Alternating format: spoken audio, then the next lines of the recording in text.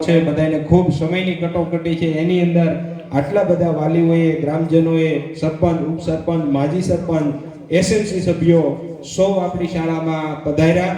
બાળકો અને શિક્ષકોનો ઉત્સાહ વધાર્યો એ બદલ રતનપર પ્રાથમિક શાળા વતી હું આપ સૌનો આભાર માનું છું.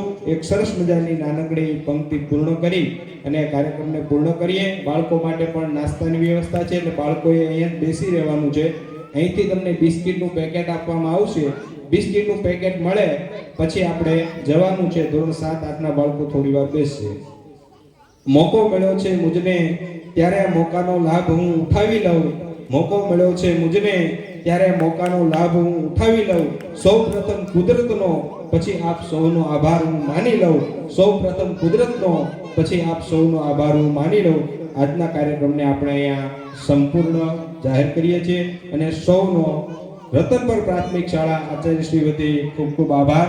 જો કાર્યક્રમની અંદર અમારી કોઈ કમી રહી ગઈ હોય તો અમને દરગુજર કરજો, સમ્ય કરજો. અમે નવા છીએ અને અમારી માટે શાળા પણ નવી છે. ખૂબ ખૂબ આભાર. એક 500